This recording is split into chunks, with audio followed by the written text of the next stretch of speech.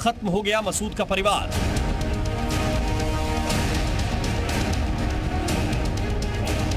मासूमों की जान लेने वाला मसूद अजहर फूट फूट कर रोया। ऑपरेशन सिंदूर, मसूद रोने पर मजबूर। अब तक निर्दोष लोगों की जान से खेलने वाले भारत के मोस्ट वांटेड आतंकी मसूद अजहर को भारत ने उसी की जुबान में सबक सिखाया। भारत ने पहलगाम में हुए आतंकी हमले का बदला लेते हुए ऑपरेशन सिंदूर लॉन्च किया और इस खास ऑपरेशन के तहत पाकिस्तान और उसके कब्जे वाले कश्मीर के 9 ठिकानों पर कल रात एयर स्ट्राइक की। इसी हमले में आतंकी मसूद अजहर के परिवार के 14 लोग मारे गए। इस हमले में उसकी बहन, जीजा, भांजे भांजी समेत 14 लोग मारे गए। मासूमों की जान लेने वाले आतंकवादी मसूद के परिवार को जब नुकसान पहुंचा तो उसके पैरों तले जमीन खिसक गई। उसकी हालत ये हो गई कि वो फूट फूट कर रोने लगा। इसके बाद मसूद अजहर ने एक बयान जारी किया जिसमें कहा कि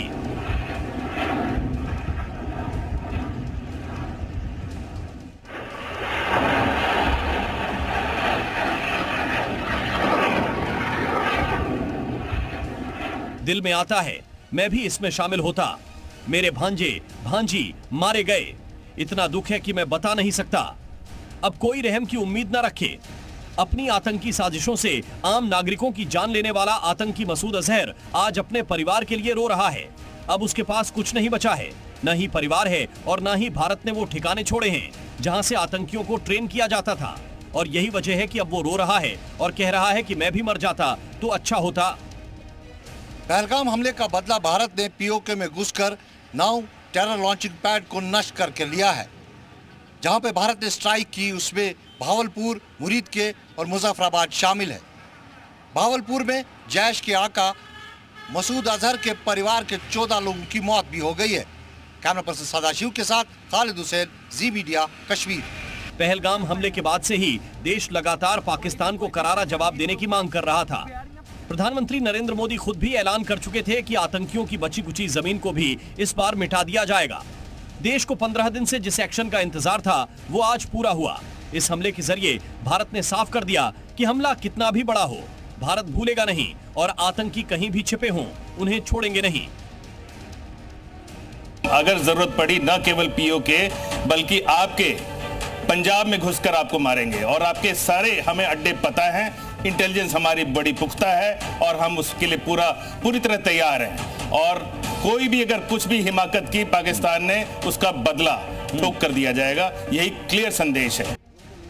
भारतीय सेना ने जिन ठिकानों पर हमला किया उनमें बहावलपुर और मुरीद के प्रमुख रूप से शामिल हैं। लेकिन सवाल ये है कि आखिर सेना ने इन 2 ठिकानों को ही क्यों चुना? बहावलपुर को आतंकी संगठन जैश-ए मोहम्मद का गढ़ माना जाता है। बहावलपुर में ही जैश-ए मोहम्मद का मुख्यालय है। मसूद अजहर बहावलपुर के मुख्यालय में ही कड़ी सुरक्षा में रहता है। बहावलपुर में ही जैश-ए मोहम्मद के लिए भर्ती, फंडिंग और ट्रेनिंग का केंद्र है। ये वही मसूद अजहर है जिसे 1999 में इंडियन एयरलाइंस की उड़ान IC 814 के अपहरण के बाद यात्रियों की रिहाई के बदले में छोड़ा गया था।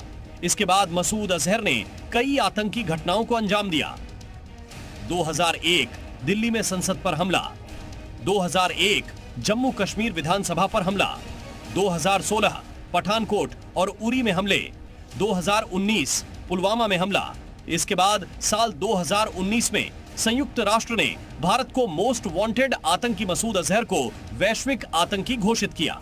न जाने कितने निर्दोष लोगों की जान लेने वाला खूंखार आतंकी मसूद अजहर अब रो रहा है क्योंकि उसकी आंखों के सामने ही उसके पूरे परिवार का खात्मा हो गया। ब्यूरो रिपोर्ट, जी मीडिया। वहीं ऑपरेशन सिंदूर पर बोले रक्षा मंत्री राजनाथ सिंह, हनुमान जी के आदर्शों का पालन किया गया। राजनाथ सिंह ने कहा उसे मारा जिसने मासूमों को मारा। राजनाथ सिंह ने कहा देश की तरफ से सेना को साधुवाद, सेना ने शौर्य पराक्रम का परिचय दिया है, सेना ने मस्तक ऊंचा किया है। राजनाथ सिंह ने कहा सेना ने नया इतिहास लिखा है। राजनाथ सिंह ने कहा जिन्हें मोहू मारा ते में मारे, या जिन्हें मोहू मारा ते में मारे। ये राजनाथ सिंह ने दोहे के साथ, क्योंकि जिन्होंने मुझे मारा उनको हमने मारा है। मित्रों, हमने हनुमान जी के उस आदर्श का पालन किया है। जो उन्होंने अशोक वाटिका उजाड़ते समय किया था। ये न मोहि मारा तिन मोहि मारे, हमने केवल उन्हीं को मारा जिन्होंने हमारे मासूमों को मारा। साथियों, प्रधानमंत्री श्री नरेंद्र मोदी के नेतृत्व में हमारी सेनाओं ने ऑपरेशन सिंदूर लॉन्च करके पहले की तरह ही इस बार भी आतंकियों को ट्रेनिंग देने वाले कैंप्स को तबाह करके करारा जवाब दिया है। भारत ने अपनी सरजमी पर हुए हमले का जवाब देने के लिए अपने राइट टू रेस्पॉन्ड का इस्तेमाल किया है और हमारी यह कार्रवाई बेहद सोच समझकर सधे हुए तरीके से की गई है। आतंकियों के हौसले पस्त करने के उद्देश्य से यह कार्रवाई महज उनके कैंप्स और इंफ्रास्ट्रक्चर तक ही सीमित रखी गई है। मैं पुनः हमारे आर्म्ड फोर्सेस के शौर्य को मैं नमन करता हूं।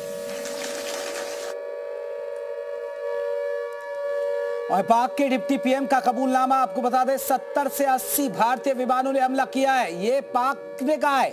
जी हाँ, पाक के डिप्टी पीएम ने कबूलनामा कर लिया कि 70 से 80 भारतीय विमानों ने हमला किया है। डिप्टी पीएम इशाक डार का बयान आया। इशाक डार खुद बोल रहे हैं कि 70 से 80 विमानों ने पाकिस्तान पर हमला बोला है। तो पाकिस्तान धीरे धीरे कबूल रहा है। पहले वो हमलों को कबूलता नहीं है, फिर धीरे धीरे आता है वो पटरी पर, और वही अब डिप्टी पीएम इशाक डार का यह बयान सामने आ गया है।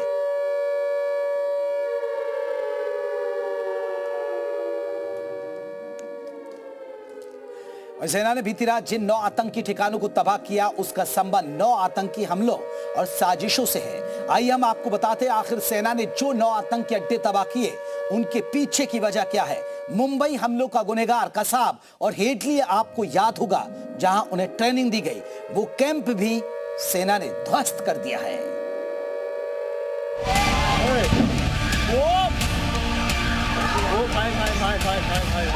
Oh my God! बोला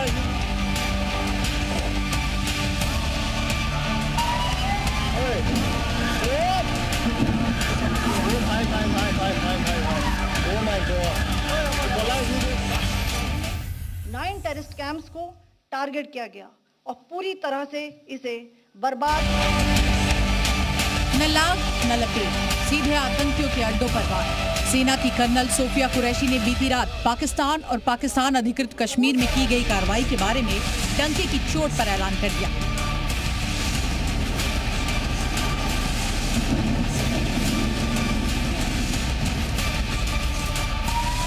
दरअसल बीती रात पाकिस्तान में 3 दशक से जारी आतंकियों की फैक्ट्री को टारगेट किया गया। पाकिस्तान और पीओके में जिन 9 टारगेट्स को तबाह करने के लिए चुना गया, वहां आतंकियों के ट्रेनिंग सेंटर्स टारगेट किए गए। पीओके में बीती रात सबसे पहले हमला सवाई नाला मुजफ्फराबाद में किया गया। ये लश्कर का ट्रेनिंग सेंटर था। सोनमर्ग, गुलमर्ग और पहलगाम हमले के आतंकियों ने यहीं पर ट्रेनिंग ली। सबसे पहले सवाई नाला कैंप मुजफ्फराबाद, जो कि पीओजेके के लाइन ऑफ कंट्रोल से 30 किलोमीटर दूर है। यह एक लश्कर तौयबा का ट्रेनिंग सेंटर था। 20 अक्टूबर 2024 सोनमर्ग, 24 अक्टूबर 24 गुलमर्ग, 22 अप्रैल 2025 पहलगाम, इन हमलों के आतंकियों ने यहीं से प्रशिक्षण लिया था। पहलगाम में 22 अप्रैल को बर्बरता के साथ जिन निर्दोष सैलानियों को मारा गया, उसी के लिए यह ऑपरेशन किया गया। लेकिन देश की जनता को भारतीय सेना ने बताया कि किस तरह से ऑपरेशन सिंदूर की प्लानिंग की गई थी। मुजफ्फराबाद में पीओके के सवाई नाला की तस्वीरें देखिए। यहाँ पर न सिर्फ लश्कर का ट्रेनिंग सेंटर था, बल्कि सोनमर्ग, गुलमर्ग और पहलगाम में जो हमला हुआ, उसके आतंकियों ने यहीं पर ट्रेनिंग ली थी। ये देखिए, इंटरनेशनल बॉर्डर से 18-20 किलोमीटर दूर मरकज तैयबा मुरिद्का को किस तरह से टारगेट किया गया। इस आतंकी अड्डे की खास बात यह है कि 2008 में मुंबई में जो आतंकी हमला किया गया था, उस हमले के लिए आतंकियों की ट्रेनिंग यहीं पर मिली। यानी अजमल कसाब और डेविड कोलमैन हेडली को इसी जगह पर आतंकी ट्रेनिंग दी गई थी और इस तरह से आतंकिस्तान ने 17 साल पुराने हमले की कीमत चुकाई। ये गुरपुर के कोटली में लश्कर के कैंप की तस्वीरें हैं। 2023 में पुंछ पर जो हमला हुआ था, उसके आतंकियों को यही ट्रेनिंग दी गई थी। उस हमले में 5 भारतीय जाबाज शहीद हुए थे।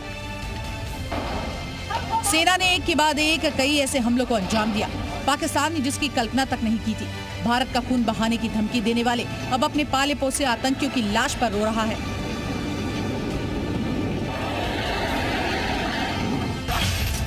इंटरनेशनल बॉर्डर से 6 किलोमीटर दूर सियालकोट की इन तस्वीरों को देखिए। इसी साल जम्मू कश्मीर पुलिस के 4 जवानों की हत्या की प्लानिंग यहीं पर हुई थी। भारतीय सेना ने इसे पल भर में तबाह कर दिया। इसके अलावा सेना ने मरकज सुभान अल्लाह में जैश के हेडक्वार्टर को ध्वस्त किया। यहाँ आतंकवादियों का रिक्रूटमेंट होता था, उन्हें ट्रेनिंग दी जाती थी। ये इंटरनेशनल बाउंड्री से 100 किलोमीटर दूर है। जैश ए मोहम्मद का मुख्यालय था। यहाँ पर रिक्रूटमेंट, ट्रेनिंग व इंडोक्ट्रिनेशन का केंद्र भी था। शीर्ष आतंकी अक्सर यहाँ आते थे। मैं आप सबको बताना चाहती हूँ कि किसी भी सैन्य ठिकाने का निशाना नहीं बनाया गया और अभी तक किसी तरह की नागरिक क्षति की रिपोर्ट नहीं है। सियालकोट के महमूना जाया पर हमले की तस्वीरें देखिए। यहाँ पर बने अड्डे को भी तबाह कर दिया गया। जानकारी के मुताबिक 2016 का पठानकोट हमला यहीं पर प्लान किया गया था। पाकिस्तान को इन हमलों की आशंका तो थी, लेकिन उसने ये कभी सपने में नहीं सोचा था कि आक्रमण इतना सटीक होगा कि किसी को कुछ समझने का मौका ही नहीं मिल पाएगा। हमले के बाद की भयावह तस्वीरें देख पाकिस्तान की सेना कांप रही है। कहीं अगर इंडिया ने अगली बार ऐसा कुछ किया तो न जाने कितनी मौत कौन चुकाएगा। ब्यूरो रिपोर्ट, जी मीडिया। इस बीच एक बड़ी खबर आ रही है, पाकिस्तान खेमे से आ रही है। पाकिस्तान की नेशनल असेंबली में शहबाज शरीफ का बयान आया है। भारत ने रात में हमला किया। शहबाज ने कहा, हमारी सेना ने मुंह तोड़ जवाब दिया है। पाकिस्तान पर हमले की नापाक कोशिश हुई है। भारत ने हम पर हमले का आरोप लगाया। हमारी सेना भी पूरी तरह से तैयार है। तो पाकिस्तान के प्रधानमंत्री शहबाज शरीफ ने क्या कुछ कहा अपने नेशनल असेंबली के अंदर, सुनिए। खुद मैं तुर्की गया था और उसी दिन it was a share coincidence कि उसी दिन यहाँ पर ये जो वाकया हुआ पहलगाम में, उसकी हमें इत्तला अंकारा में मिली और मैंने काकूल में वाशगाफ अल्फाज में कहा कि पाकिस्तान का इस वाकये के साथ दूर दूर तक कोई ताल्लुक नहीं है। और एक और बड़ी खबर, भारत ने पाकिस्तान में पल रहे आतंकी और उनके आकाओं पर बड़ा प्रहार किया और पहलगाम में हुए हमले का बदला लिया है और हर एक आंसू का भी हिसाब लिया है। भारत ने पहलगाम के इस बदले को ऑपरेशन सिंदूर नाम दिया। भारतीय सेना की जवाबी कार्रवाई को ऑपरेशन सिंदूर नाम देना सिर्फ सैन्य रणनीति नहीं है, ये उन सभी महिलाओं को सम्मान देने की कोशिश थी जिनकी जिंदगी एक पल में उजड़ गई थी। और पाकिस्तान को भी पता चल गया कि एक चुटकी सिंदूर की कीमत क्या होती है।